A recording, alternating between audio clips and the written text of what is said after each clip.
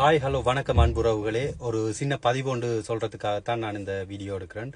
அதாவது வெளிநாடுகளில் வர்ற ஆக்கள், யூரோப்பாவில் இருக்கிற ஆக்களுக்கு இப்போ புதுசாக சட்டங்கள் எல்லாம் மாறிக்கொண்டு. அதே சமயம் ஜெர்மனியில் பார்த்துக்கொண்டீங்கன்னா இப்போ அடுத்த மாதம் இப்போ புதுசாக எலெக்ஷன் புது பிரசிடென்ட் வர போகிறாரு. ஸோ நிறைய சட்டங்கள் டிஃப்ரெண்டான முறையில் கொண்டு வராங்க. அதாவது மோஸ்ட்லி ரிஃப்யூஜி ஆக்களுக்கு தான் கூடுதலான பிரச்சனைகள் வருது. ஸோ நீங்கள் புதுசாக வர்ற ஆக்களாக இருந்தாலும் சரி, வந்த ஆக்களாக இருந்தாலும் சரி, ஜெர்மனியில் இருக்கிறவங்க மோஸ்ட்லி அவங்க நீங்கள் ஆரம்பத்தில் வந்த டைம் உங்களோட கேஸுகள் எல்லாம் முடிஞ்ச பிறகு உங்களை கேம்பில் விடுவாங்க. ஸோ கேம்பில் முடிஞ்ச பிறகு 3 மாதமோ 6 மாதமோ 1 வருஷமோ ஒரு குறிப்பிட்ட தவணைக்குள்ளே உங்களுக்கு புதுசாக ஒரு சிட்டிக்கு விடுவாங்க. அந்த இடத்துல விட்டு அவங்க உங்களுக்கு காசு கொடுப்பாங்க, சாப்பாடு கொடுப்பாங்க, அதுக்கேற்ற மாதிரி உங்களுக்கு தங்குறதுக்கு வீடு வசதிகளும் கொடுப்பாங்க.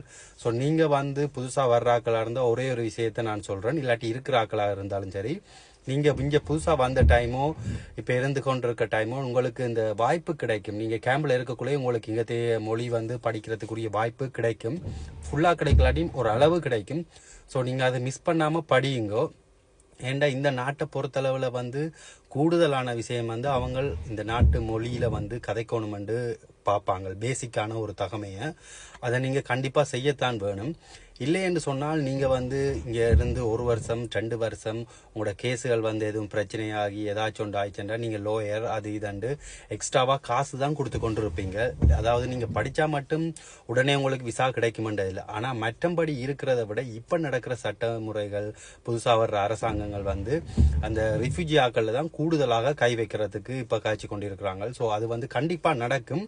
ஏனெண்டா அந்த வகையில் இப்போ ஆரம்பத்திலேருந்து நடந்து கொண்டு வருது. யூரோப்பாவில் இருக்கிறவங்களுக்கும் தெரியும், வெளியாக்களுக்கும் கூடுதலாக தெரியும். ஸோ நீங்கள் அந்த பேசிக்கான படிப்பையும் படித்து கொண்டு நீங்கள் ஒரு ஃபுல் டைமில் ஒரு வேலை கூட செய்யலாம். ஏன்னா காலமாக தான் நீங்கள் படிக்க போகிறீங்க. ஸோ பின்னேரத்தில் நீங்கள் வேலை செய்யலாம்.